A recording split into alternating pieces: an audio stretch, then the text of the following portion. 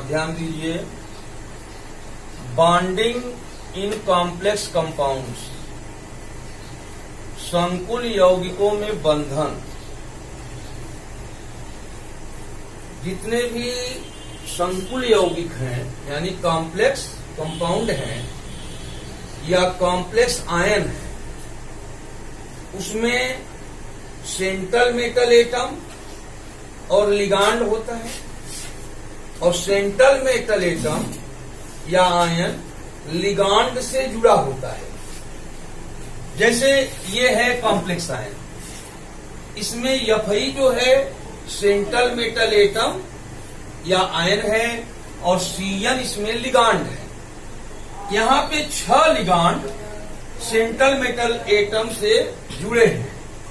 यहाँ पर central metal atom Fe है और लिगांड F है। यहाँ भी 6 लिगांड इससे जुड़े हुए हैं। तो ये किस प्रकार जुड़े हैं, यानी सेंट्रल मेटल एटम और लिगांड के बीच किस प्रकार का बॉन्ड है, इसकी व्याख्या करने के लिए कई सिद्धांत दिए गए हैं। जैसे वैलेंस बॉन्ड थ्योरी दी गई है, वैलेंस बॉन्ड थ्योरी, संयोजकता बंध सिद्धांत, क्रिस्टल फील्ड थ्योरी, क्रिस्टल क्षेत्र सिद्धांत, लिगांड फील्ड थ्योरी, लिगांड क्षेत्र सिद्धांत, मॉलिक्यूलर ऑर्बिटल थ्योरी, आणविक कक्षक सिद्धांत। ये 4 यहाँ पे सिद्धांत दिए गए हैं। इनमें हमारा आज का अध्ययन होगा वैलेंस बॉन्ड थ्योरी के बारे में, संयोजकता बंध सिद्धांत के बारे में बताएंगे। इस सिद्धांत को पॉलिंग का सिद्धांत भी कहते हैं, क्योंकि पॉलिंग, एक लिनियस पॉलिंग नामक वैज्ञानिक था, उसने इस सिद्धांत को दिया था, इसलिए इसको पॉलिंग का सिद्धांत, पॉलिंग्स थ्योरी भी कहते हैं। अब आइए देखें कि ये पॉलिंग का सिद्धांत या संयोजकता बंध सिद्धांत में क्या क्या बातें कही गई है। तो याद रखिए, संयोजकता बंध सिद्धांत के अनुसार पहला फर्स्ट पॉइंट है, सबसे पहले केंद्रीय धातु परमाणु, जैसे ये केंद्रीय धातु परमाणु है, सबसे पहले केंद्रीय धातु परमाणु अपने ऑक्सीकरण संख्या के बराबर, यानी जो उसकी ऑक्सीडेशन नंबर है उसके बराबर वो इलेक्ट्रॉन त्यागता है, इलेक्ट्रॉन निकालता है, और जिससे ऑर्बिटल खाली हो जाते हैं। जैसे Fe का इलेक्ट्रॉनिक विन्यास यहाँ पे लिखा हुआ है, और यदि हम इस कंपाउंड में देखें तो Fe की ऑक्सीडेशन नंबर +2 है। तो जब इसमें से 2 इलेक्ट्रॉन निकल गया तो यहाँ 24 इलेक्ट्रॉन बचा, डबल प्लस आया, तो ये इलेक्ट्रॉन जो है बाहर निकल गया, इसमें इलेक्ट्रॉन नहीं रहा, ये ऑर्बिटल खाली हो गया। इसके आगे भी ऑर्बिटल हैं, ये ऑर्बिटल खाली है।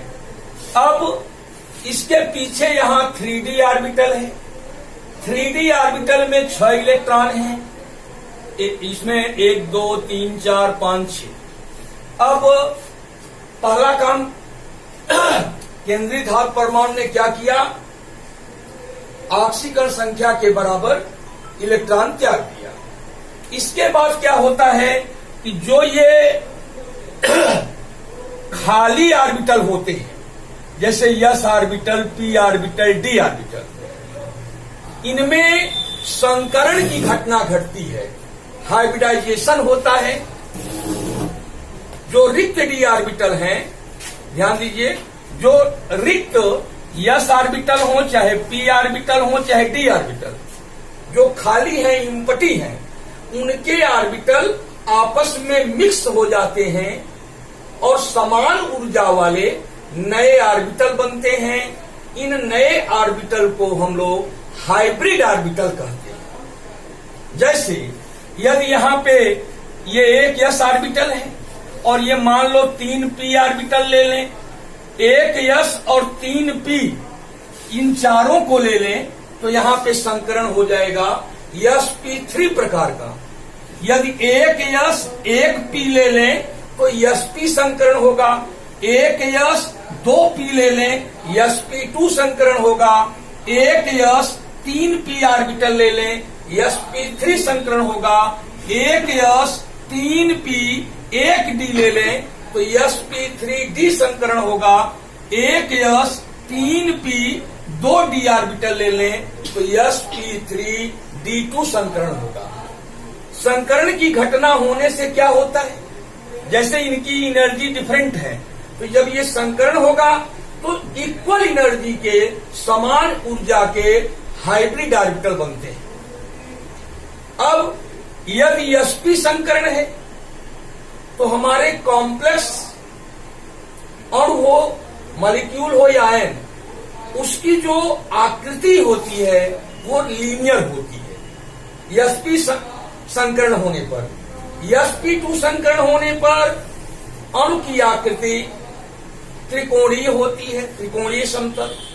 sp3 संकरण होने पर अणु की आकृति चतुष्फलकीय होती है। dsp2 संकरण होने पर अणु की आकृति वर्ग समतलीय होती है। sp3d संकरण होने पर अणु की आकृति त्रिकोणीय द्विपिरामिडीय होती है। sp3d2 संकरण होने पर अणु की आकृति अष्टफलकीय होती है। फिर यह संयोजकता बंध सिद्धांत कहता है कि जो लिगांड होते हैं, लिगांड, प्रत्येक लिगांड के पास कम से कम 2 इलेक्ट्रॉन रहता है और ये दोनों इलेक्ट्रॉन ऑर्बिटल में रहते हैं। लिगांड सेंट्रल मेटल एटम को ये दोनों इलेक्ट्रॉन दान करता है। सेंट्रल मेटल एटम के हाइब्रिड ऑर्बिटल और लिगांड के ऑर्बिटल के बीच ओवरलैपिंग होती है, अतिव्यापन होता है, जिससे लिगांड और मेटल के बीच कोऑर्डिनेट बॉन्ड उपसहसंयोजक बंध बन जाता है।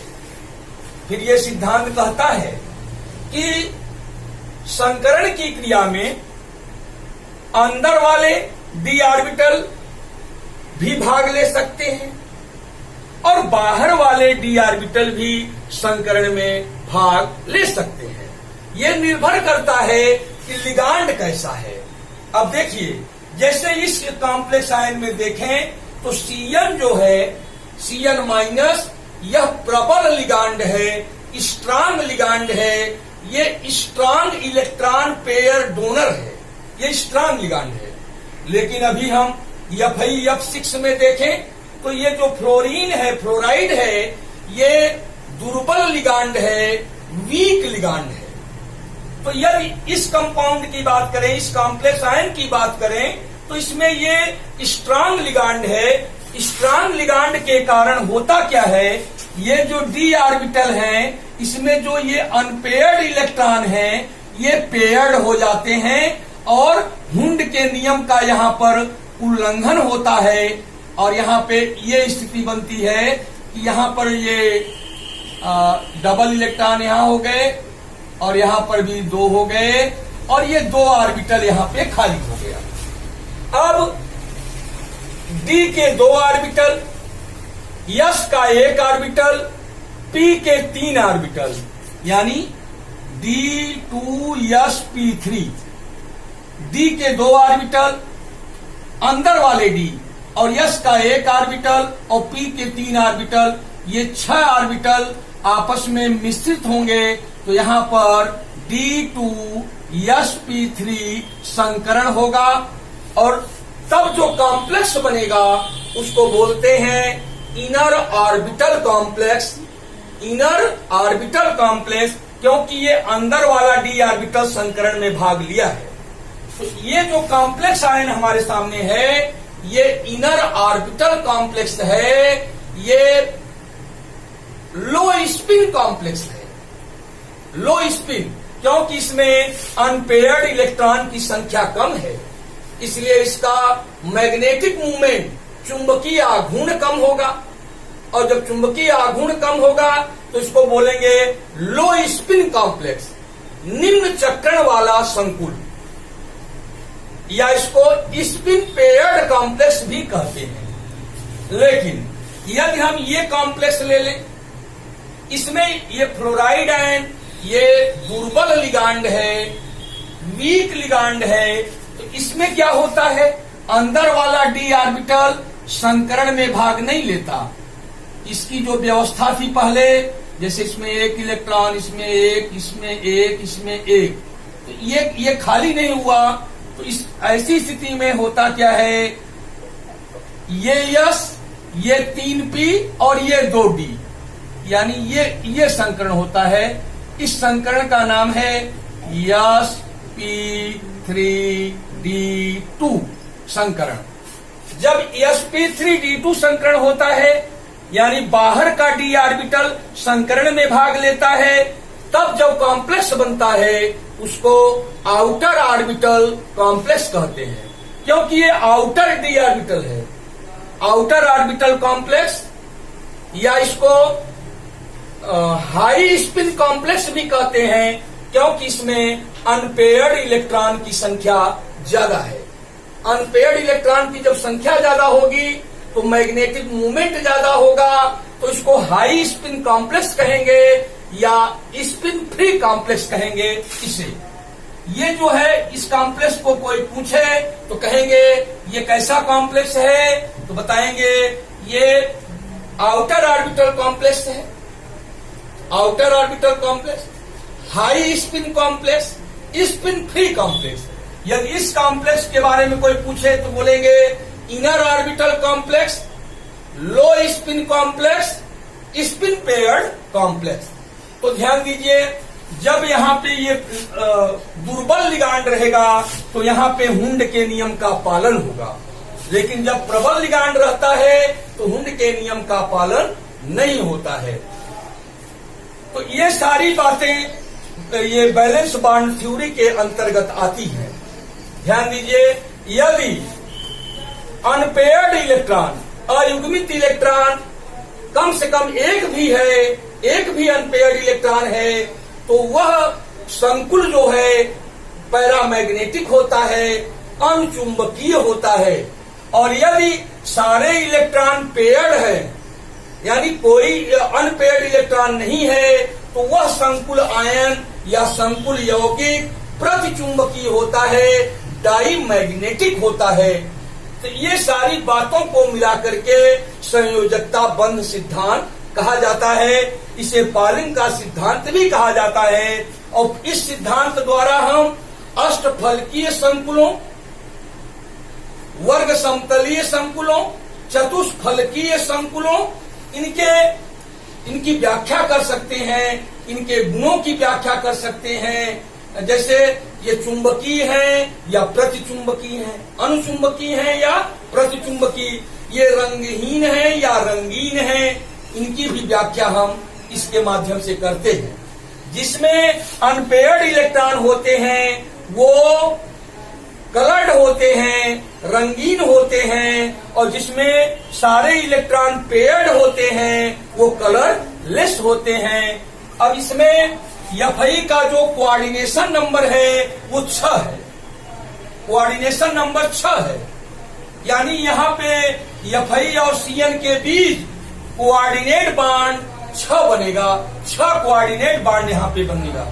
इसी प्रकार Fe(F6) में Fe का कोऑर्डिनेशन नंबर 6 है, तो यहाँ पर भी कोऑर्डिनेट बांड 6 बनेगा।